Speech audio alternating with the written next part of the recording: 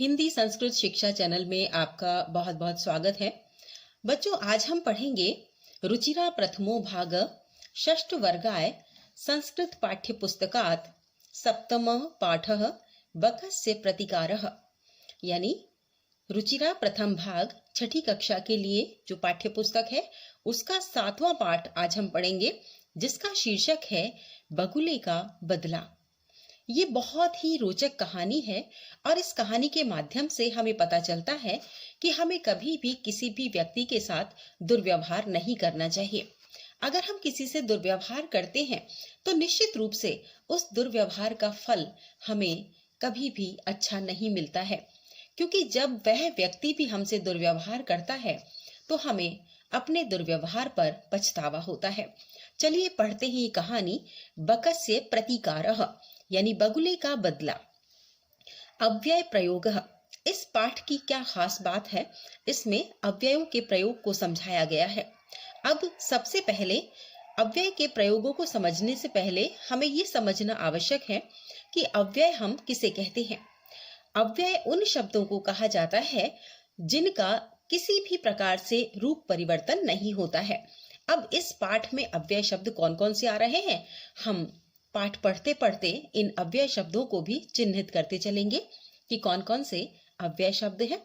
अव्यय शब्द की यदि कोई आपसे परिभाषा पूछता है तो आप बता सकते हैं कि वह शब्द जो कि लिंग वचन कारक के अनुसार परिवर्तित नहीं होता है, उसे हम अव्यय कहते हैं। चलिए पाठ को पढ़ते हैं। एकस्मिन् वने श्रगालः बकै च निवसत स्म। यह द्वितीय विभक्ति का प्रयोग है। यहाँ आप चित्र में देख रहे हैं कि एक वन में श्रगाल यानी सियार और बकह यानी बगुला रहते थे। तयो मित्रता आसीत। तयो मानी दोनों में, मित्रता थी, आसीत यानी थी। एकदा एक बार प्रातः श्रगालः बकम अवदत्। एक बार सुबह सियार ने बगुले से कहा, मित्र श्वः त्वं मया सह भोजनम कुरु, कि कल मेरे साथ भोजन करें। बगुले ने क्या कहा, श्रगाल ने बगुले से क्या कहा कि मित्र कल तुम मेरे साथ भोजन करना। श्रगालस्य निमंत्रणेन बकः प्रसन्नः अभवत्। सियार का निमंत्रण सुनकर बगुला प्रसन्न हो गया। अब देखते हैं आगे क्या होता है। अग्रिमे दिने स भोजनाय श्रृगालस्य निवासम अगच्छत्। अग्रिमे दिने अगले दिन, स यानी वह पुल्लिंग शब्द है, सर्वनाम शब्द है, और ये किसके लिए आया है, बगुले के लिए आया है। भोजनाय भोजन के लिए चतुर्थी विभक्ति का प्रयोग है। भोजनाय श्रृगालस्य निवासम अगच्छत्। अगले दिन वह भोजन के लिए सियार के निवास पर गया या घर गया। श्रृगालस्य में षष्ठी विभक्ति है, सियार के घर गया।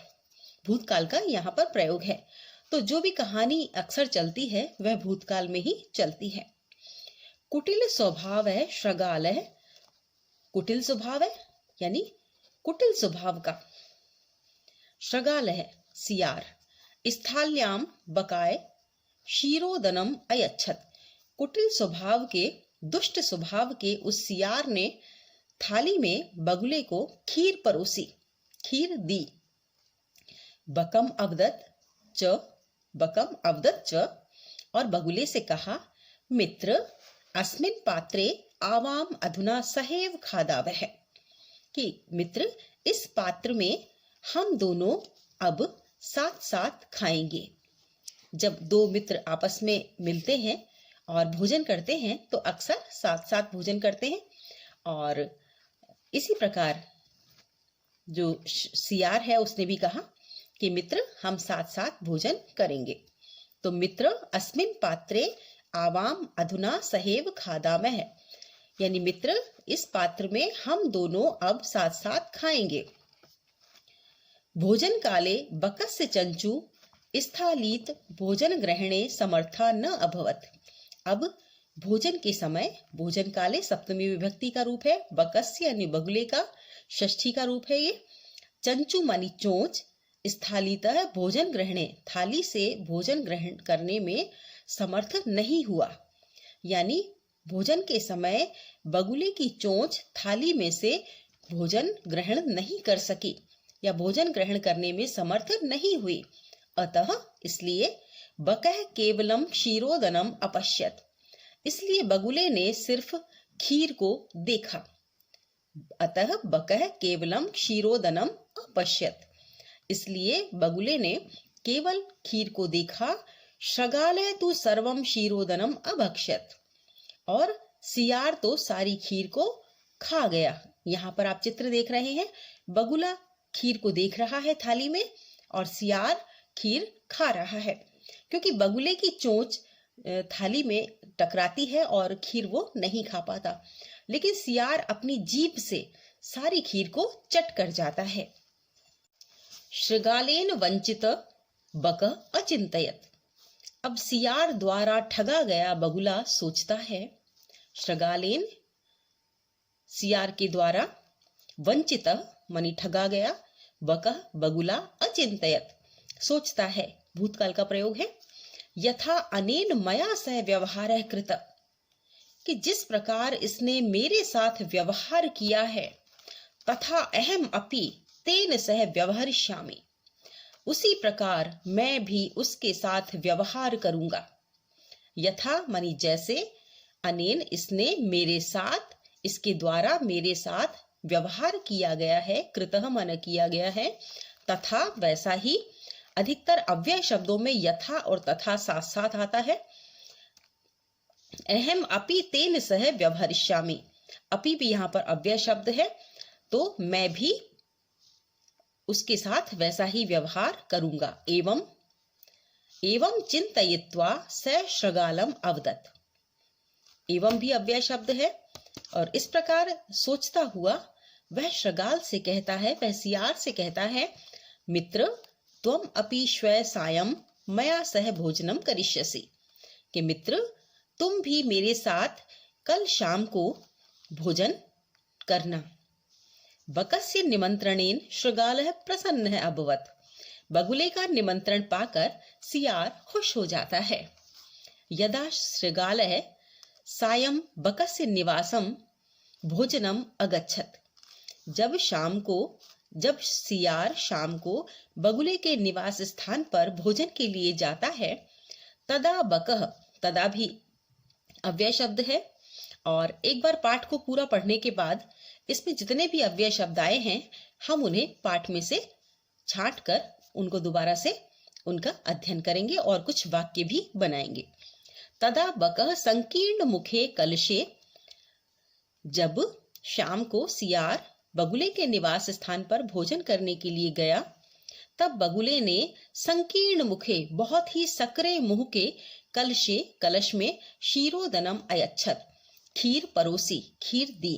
शृगालम च अवदत्, और शृगाल से कहा, मित्र आवाम अस्मिन् पात्रे सहेव भोजनम कुर्वः, कि मित्र आवाम यानी हम दोनों, अस्मिन् पात्रे इस पात्र में साथ साथ भोजन करेंगे, करते हैं। बकः कलशात चंच्वा क्षीरोदनम अखादत, बगुले ने क्या किया?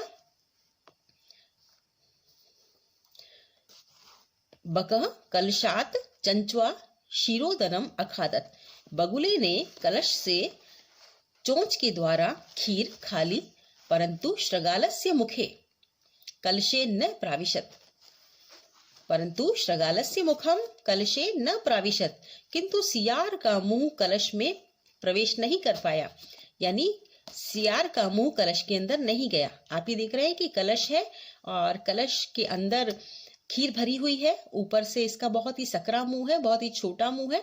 सियार सिर्फ इस कलश को देख पा रहा है, और इसमें जो सियार का जो ये बड़ा मुंह है वो इस सकरे मुंह के अंदर नहीं जा पा रहा, तो वो खीर नहीं खा सकता है। यहाँ पर बगुले की चोंच जो है वो बहुत ही पतली है, गर्दन भी पतली है, तो बगुला अपनी गर्दन से उस सकरे मुंह के अंदर, पात्र के अंदर जाकर चोंच से खीर खा लेता है। तो अब देखते हैं आगे क्या होता है। अतः बकः सर्व क्षीरोदनम अखादत, तो बगुले ने सारी खीर खा ली। श्रगालः च केवलम ईर्ष्या अपश्यत, और सियार सिर्फ ईर्ष्या से देखता रह गया। यहाँ आप चित्र में देख रहे हैं, सियार बगुले को खीर खाते हुए देख रहा है। श्रगालः बकम प्रति यादृशम व्यवहारम अकरोत्, सियार ने बगुले के प्रति जैसा व्यवहार किया था, बकः अपि श्रगालम प्रति तादृशम व्यवहारम कृत्वा प्रतिकारम अकरोत्, सियार ने बगुले के प्रति जैसा व्यवहार किया था, बगुले ने भी सियार के प्रति वैसा ही व्यवहार करके उससे बदला ले लिया या उसका प्रतिकार कर दिया। उक्तमपि, कहा भी गया है, आत्म दुर्व्यवहारस्य फलम भवति दुःखदम, कि हम यदि किसी के साथ दुर्व्यवहार करते हैं तो उसका फल हमेशा दुखद ही होता है, उसका परिणाम हमेशा दुखद ही होता है। तस्मात् सद व्यवहर्तव्यम मानवेन सुखेशिणा, सुखेशिणा यानी सुख चाहने वाले, मानवेन यानी मानवों के द्वारा, सद व्यवहर्तव्यम सदव्यवहार किया जाना चाहिए। तस्मात् सुखेशिणा मानवेन सद व्यवहर्तव्यम, यानी इसलिए सुख चाहने वाले मानवों को सदैव सदव्यवहार करना चाहिए। आत्म दुर्व्यवहारस्य फलम भवति दुःखदम, आत्म दुर्व्यवहारस्य फलम दुःखदम भवति, इस प्रकार से हम इसका अन्वय कर लेंगे, शब्दों को जमा लेंगे ताकि आसानी से इसका अर्थ कर सके कि आत्म दुर्व्यवहारस्य, जो स्वयं दुर्व्यवहार करता है किसी के साथ, उसका फल उसे दुखद ही मिलता है। जिस प्रकार से सियार को अपने दुर्व्यवहार का फल बगुले के द्वारा प्राप्त हुआ। तो इसलिए कहा गया है कि हमेशा सुख चाहने वाले मानवों को सद्व्यवहार करना चाहिए। अब हम देखते हैं इसके शब्दार्थ। शब्दार्थः, किसी भी पाठ के शब्दार्थों को समझ लेने के बाद उसका अनुवाद और भावार्थ करना बहुत ही आसान हो जाता है और बहुत ही आसानी से हम उसे समझ भी लेते हैं। तो समझने के लिए शब्दार्थ याद करना बहुत ज्यादा जरूरी है। तो चलिए हम सब शब्दार्थ देखते हैं। श्रगालः, श्रगालः का अर्थ है सियार, सियार जिसे इंग्लिश में हम क्या कहते हैं, जकाल। बकः बगुला, इंडियन क्रेन। आसीत, था, थी, वाज, ये भूतकालिक शब्द है। आसीत, आस्ताम, आसन, इस तरह से इसके रूप भी चलते हैं। एकदा, एकदा का अर्थ है एक बार, वंस। अवदत का अर्थ है बोला, भूतकालिक शब्द है। अवदत यानी बोला, सेड, टोल्ड। श्वै, श्वै मानी आने वाला, कल, टुमारो। इसके बाद है कुरु, कुरु अर्थात करो, डू। स्थाल्याम, थाली में, थाली जिसमें हम भोजन करते हैं। In the plate. अयच्छत, अयच्छत का मतलब दिया, ये भी भूतकालिक शब्द है। यच्छ है, यच्छ यच्छ से बना है अयच्छत यानी दिया। गेव, संकीर्ण मुखे, संकीर्ण मुखे सप्तमी विभक्ति का रूप है। संकीर्ण मानी छोटा, तंग मुंह वाला, बहुत ही जिसका मुंह छोटा हो। संकीर्ण मुखे, तंग मुंह वाले या संकुचित मुख वाले। इन ए नैरो माउथ। इसके बाद है सहेव, सह प्लस एव, एव भी अव्यय शब्द है। सह मानी साथ में, एव यानी ही, साथ में ही, सेम टाइम, एक साथ। चंचुह, चंचुह का मतलब है चोंच, पक्षियों की चोंच के लिए हम चंचुह शब्द उपयोग में लाते हैं। इसको इंग्लिश में क्या कहते हैं, बीक। स्थालीतः यानी थाली से, फ्रॉम प्लेट। अपश्यत, अपश्यत मानी देखता था, देखती थी या देखा, फ्रॉम। इसके बाद गया सा, सा मीन्स देखा। अभक्षयत, भक्ष धातु है खाने के अर्थ में। अभक्षयत यानी खाया या उसने खाई, एट। इसके बाद है चिंतयित्वा, इसमें कत्वा प्रत्यय लगा हुआ है। सोचकर, चिंतन करके, चिंतयित्वा, चिंतन करके, सोचकर। इसमें कत्वा प्रत्यय लगा हुआ है, तो कत्वा प्रत्यय वहां पर लगता है जहां पर दो क्रियाओं का होना पाया जाता है। कत्वा और ल्यप प्रत्यय की यही विशेषता है। आफ्टर डीप थॉट, बहुत ज्यादा सोच विचार करके। फिर है प्रतिकारम, किसी ने हमारे साथ जैसा व्यवहार किया हो उसके साथ जब हम कोई भी प्रतिक्रिया स्वरूप कोई व्यवहार करते हैं तो उसे हम कहते हैं प्रतिकारम, यानी बदला, रिवेंज। सद व्यवहर्तव्यम, सद व्यवहर्तव्यम, तव्यत प्रत्यय है इसमें, यानी अच्छा व्यवहार करना चाहिए। तव्यत प्रत्यय जो है वो चाहिए अर्थ में होता है, तो सद मानी अच्छा, व्यवहार करना चाहिए। One should act good. सुखेशिणा, अब ये शब्द आता है सुख प्लस एशिणा, सुख चाहने वाले के द्वारा। बाई प्लीजर सीकर, यानी जो कि सुख चाहता है तो उसे कैसा व्यवहार करना चाहिए इसमें बताया गया है। अब है अभ्यास कार्य आपके लिए। इसमें बताया गया है कि कुछ शब्दों का उच्चारण हम किस प्रकार से करेंगे, क्योंकि भाषा जो होती है वो प्रमुख रूप से मौखिक भाषा होती है और लिखित रूप में जो प्रतीक चिन्ह होते हैं उनके माध्यम से हम भाषा में शब्दों का या भावों का, विचारों का हम आदान प्रदान करते हैं। तो उच्चारण बहुत ज्यादा महत्वपूर्ण होता है। चलिए हम इन कुछ शब्दों का उच्चारण करते हैं। एक शब्द का 3-3 बार उच्चारण करके देखेंगे। उच्चारणम कुरुत, यत्र। अब ये सारे अव्यय शब्द हैं। हमने पहले आपसे बात की थी कि पाठ में जहां जहां अव्यय शब्द आएंगे उनका हम अर्थ भी जानेंगे और कौन कौन से अव्यय शब्द इस पाठ में आए हैं उनके बारे में भी हम बात करेंगे। तो चलिए देखते हैं, ये जो सारे शब्द दिए हुए हैं ये अव्यय शब्द हैं, इनका हम उच्चारण करते हैं। यत्र, यत्र का अर्थ होता है जहां। क्या कहेंगे इसे? यत्र। फिर है यदा, यदा मानी जब, यदा मानी जब, इसे क्या कहेंगे? यदा।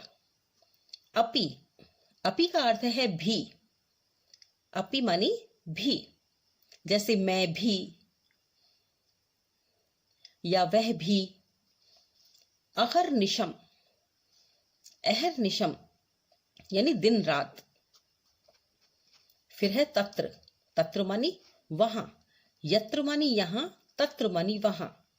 यदा मानी जब, तदा मानी तब। यदा तदा कई बार साथ साथ आते हैं अव्यय। अद्य, अद्य मानी अभी, अब। अधुना मानी भी अब होता है। अद्य मानी आज भी कह सकते हैं इसको, अभी भी कह सकते हैं या आज भी कह सकते हैं, अधुना अब।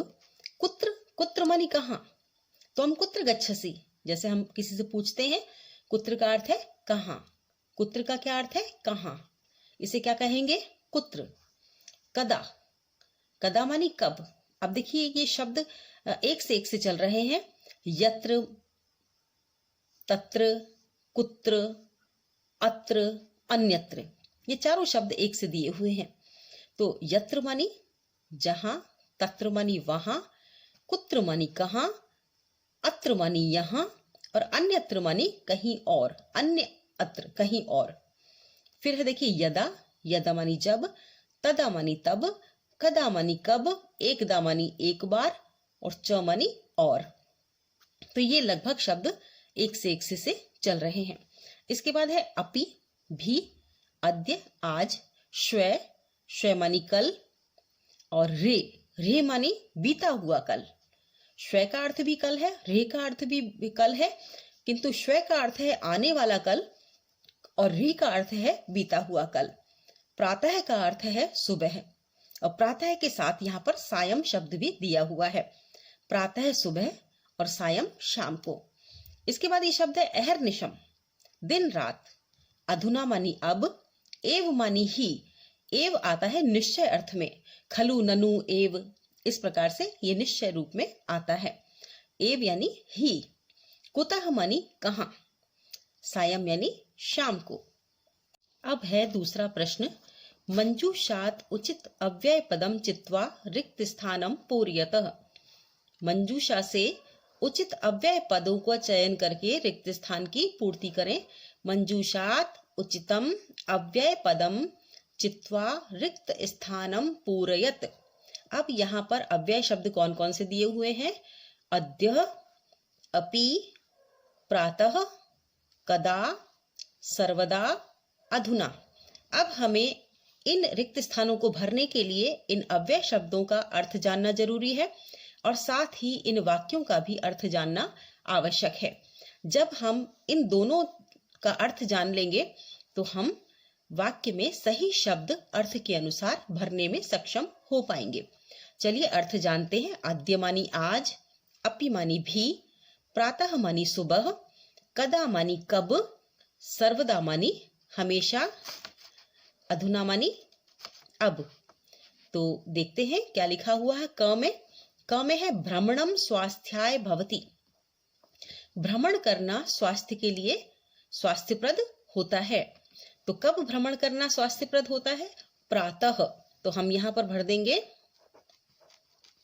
प्रातः, यानी प्रातः काल में घूमना स्वास्थ्य के लिए अच्छा होता है। अब ख वाला है सत्यम वद। सत्य बोलना चाहिए या सत्य बोलें। कब सत्य बोलें? हमें हमेशा ही सत्य बोलना चाहिए। तो यहां शब्द आ जाएगा सर्वदा। सर्वदा सत्यम वद। अब ग में दे रखा है त्वम मातुल गृह गमिष्यसि। अब तुम मामा के घर जाओगे, लेकिन इसमें क्वेश्चन मार्क दिया हुआ है, प्रश्नवाचक चिन्ह दिया हुआ है। तो इसका अर्थ है यहाँ पर प्रश्न पूछ रहे हैं। तो प्रश्न में कुछ प्रश्नवाचक शब्द भी आते हैं। तो प्रश्नवाचक शब्द इनमें से कौन सा है? कदा। अब ये वाक्य बन गया कि तुम कब मामा के घर जाओगे। अब घ में है दिनेशः विद्यालयम गच्छति। दिनेश विद्यालय जाता है। अहम तेन सह गच्छामि। तो ये यहाँ क्या अर्थ हो जाएगा इसका कि दिनेश विद्यालय जाता है, मैं भी उसके साथ जाऊंगा या मैं भी उसके साथ जाता हूं। वर्तमान काल का रूप है इसलिए। तो मैं भी का अर्थ देने वाला यहाँ पर अव्यय है अपि। तो हम लिख देंगे अपि। दिनेश विद्यालयः गच्छति, अहम अपि तेन सह गच्छामि। ङ में दे रखा है विज्ञानस्य युगः अस्ति। तो हम क्या लिखेंगे? अधुना, क्योंकि विज्ञान का युग एक दिन का तो युग है नहीं, यानी एक युग चलता आ रहा है, आगे भी चलेगा। तो अधुना, यहां पर अधुना आ जाएगा। और इसके बाद च में दे रखा है रविवासरः अस्ति। तो इसमें आएगा अद्य। अद्य मानी आज, रविवार है। अब यहाँ तीसरा प्रश्न आ जाता है। थोड़ा सा ध्यान से देखेंगे कि अधोलिखितानां प्रश्नानां उत्तरम लिखत। हमें यहाँ पर बिल्कुल छोटे छोटे जो प्रश्न दिए गए हैं उनके प्रश्नों के उत्तर लिखने हैं और लगभग एक शब्द में ही देने हैं उत्तर। तो प्रश्न को अच्छे से समझेंगे तो उत्तर हम आसानी से दे पाएंगे। क वाला प्रश्न है शृगालस्य मित्रम कः आसीत्।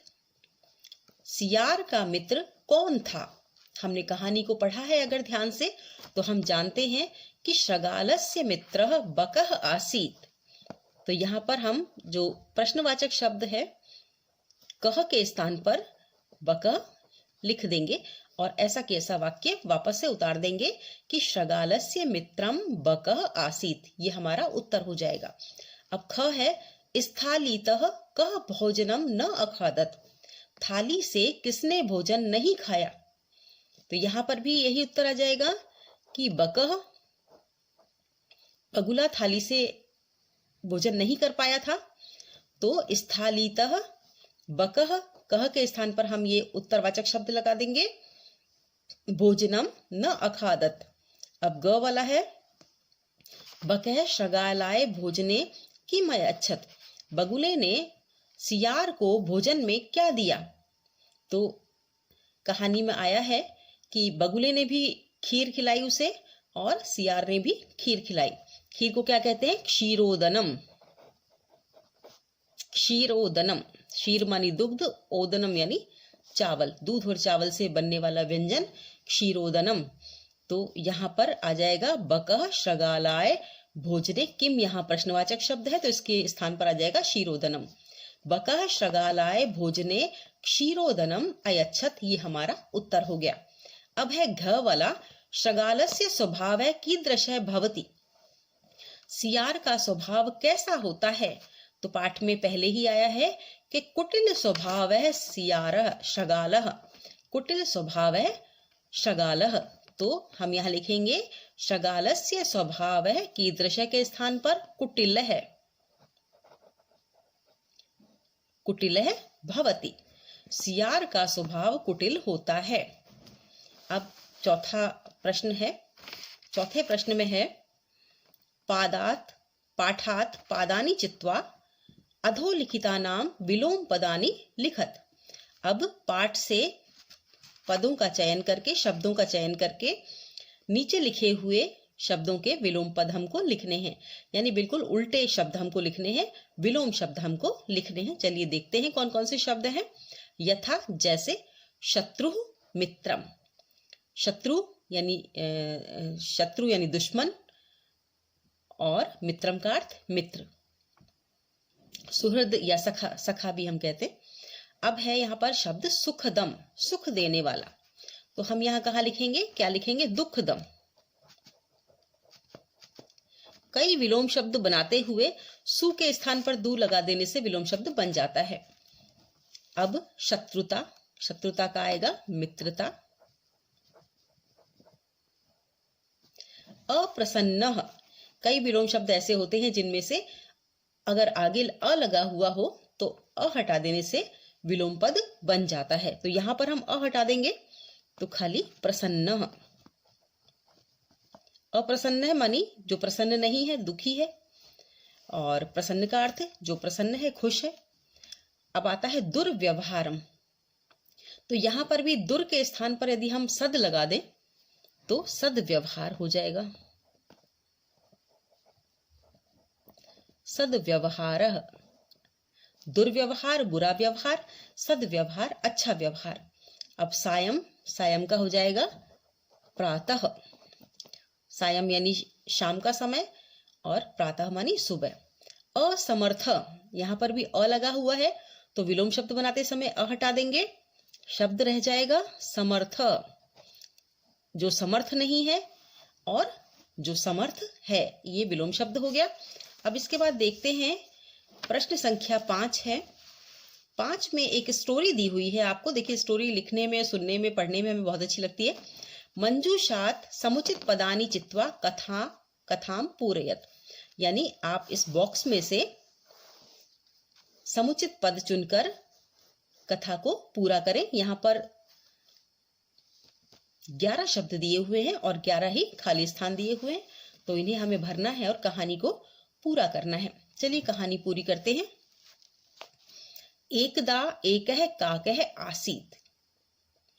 अब एक बार एक कौवा था, कैसा था, पिपासितः। यहां पर हम भर देंगे पिपासितः। एक बार एक कौवा प्यासा था, स जलम पातुम अभ्रमत, वह जल पीने के लिए घूम रहा था। कहाँ घूम रहा था, इतस्ततः, यहां वहां। इतः ततः, यहां वहां। जब हम दोनों शब्दों को जोड़ देते हैं तो शब्द बन जाता है इतस्ततः। परम जलम न प्राप्नोत, किंतु उसे जल प्राप्त नहीं हुआ। तो इसमें हम क्या शब्द भर सकते हैं, इसमें से कुत्रापि, परम कुत्रापि यानी कहीं भी उसे जल प्राप्त नहीं हुआ। अंते स एकम घटम अपश्यत, अंत में वह एक घड़ा देखता है। अंत में उसने एक घड़ा देखा। घटे जलम आसीत, घड़े में जल था किंतु कितना था, अधिक था, कम था। तो यहां पर शब्द है स्वल्पम, तो हम लिख देंगे स्वल्पम। घड़े में बहुत कम पानी था। अतः स जलम असमर्थ अभवत, इसलिए वह जल पीने में असमर्थ था। यहाँ पीने के लिए पातुम शब्द लिखा हुआ है, जल पीने में असमर्थ था। आगे है स एकम अचिंतयत, उसने एक क्या सोचा, उपाय सोचा। उपायम शब्द यहाँ पर है, स एकम उपायम अचिंतयत। स खंडानी घटे अक्षिपत, उसने टुकड़े घड़े में डाले। काय के टुकड़े घड़े में डाले? पत्थर के टुकड़े। तो यहाँ पर देखें पत्थर शब्द पाषाणस्य लिखा हुआ है, तो हम यहाँ लिख देंगे पाषाणस्य खंडानी। पाषाणस्य खंडानी घटे अक्षिपत। इसके बाद है एवं क्रमेण घटस्य जलम आगच्छत, इस प्रकार से घड़े का जल आ गया। कहाँ आ गया, कैसे आ गया? ऊपर आ गया। इस पे ऊपरी, ऊपरी शब्द दिया हुआ है, ऊपरी अगच्छत। एवं क्रमेण घटस्य जलम ऊपरी आगच्छत, इस प्रकार बार बार करने से, यानी बार बार घड़े में पत्थर के टुकड़े डालने से जो जल है वो ऊपर आ गया, घड़े का पानी ऊपर आ गया। काकः जलम पीत्वा अभवत, अब जल पीकर क्या हुआ? संतुष्टः। संतुष्ट है शब्द है, पानी पीने के बाद हम संतुष्ट हो जाते हैं या भोजन करने के बाद संतुष्ट हो जाते हैं। तो जल पीने के बाद काकः संतुष्ट अभवत, जलम काकः जलम पीत्वा संतुष्ट अभवत। इसके बाद है परिश्रमेण एव, परिश्रम से ही कार्याणि, यानी कार्य, परिश्रम से ही कार्य सिद्ध्यन्ति, यानी सिद्ध होते हैं, न तू, ना कि सोचने से। तो यहाँ शब्द आया है मनोरथै, तो हम यहाँ शब्द भर देंगे मनोरथै, यानी सिर्फ मन की इच्छा करने से, मन में मनोरथ करने से सिद्ध नहीं होता, बल्कि कार्य करने से, परिश्रम करने से कार्य सिद्ध होता है। अब है छठा प्रश्न, देखते हैं। बहुत ही सरल शब्द है, तत्सम शब्दान लिखत, यानी समान शब्द लिखें। तत्सम शब्द वे होते हैं जो संस्कृत से वैसे की वैसे ग्रहण किए गए हों, यानी संस्कृत के शब्दों को आप तत्सम शब्द कह सकते हैं। और जो तत्सम शब्दों से निर्मित शब्द होते हैं वो तद्भव शब्द होते हैं। जो यहाँ पर दिए हुए हैं ये हैं तद्भव शब्द, और इस तरफ हमको तत्सम शब्द लिखने हैं, यानी मूल शब्द हमको लिखने हैं जिन शब्दों से ये तद्भव शब्द बने हुए हैं। यथा, अब यहाँ पर एक उदाहरण दिया हुआ है आपको, सियार। सियार को तत्सम शब्द में क्या कहते हैं? श्रगालः, यानी सियार का मूल शब्द है श्रगालः, बिगड़ते बिगड़ते ये शब्द सियार बन गया। इसी प्रकार से कौआ, हम कौआ किसे कहते हैं? काकः, तो तत्सम शब्द होगा काकः और इसका तद्भव शब्द है कौआ। इसके बाद है मक्खी, हम मक्खी कहने लगे लेकिन इसका शब्द क्या था? मक्षिका, मक्षिकाः। फिर है बंदर, बंदर का शब्द है वानरः। बगुला, बगुला हम किसे कहते हैं? संस्कृत में बगुला को कहते हैं बकः, यानी मूल शब्द बकः ही इसका था, बाद में ये बगुला कहने लगे। चोंच, चोंच शब्द जो है वो चंचू से बना हुआ है, चंचू, चंचू का अर्थ होता है चोंच। अब है नाक, मूल शब्द है नासिका, जिससे ये नाक शब्द बना हुआ है। तो बच्चों, आज हमने रुचिरा प्रथमो भाग षष्ठ वर्गाय संस्कृत पाठ्य पुस्तकात, ये पाठ जो है वो हमने पढ़ा। बकस्य प्रतिकार, सप्तमा पाठ, 7वां पाठ था बकस्य प्रतिकार, ये पाठ हमने पढ़ा। इसका हमने अनुवाद किया, कहानी जानी और साथ में अव्यय शब्दों के प्रयोगों को भी समझा और इसके प्रश्नोत्तर किए। तो अगले वीडियो में हम पाठ पढ़ेंगे सूक्ति स्तबकः, अष्टम पाठः।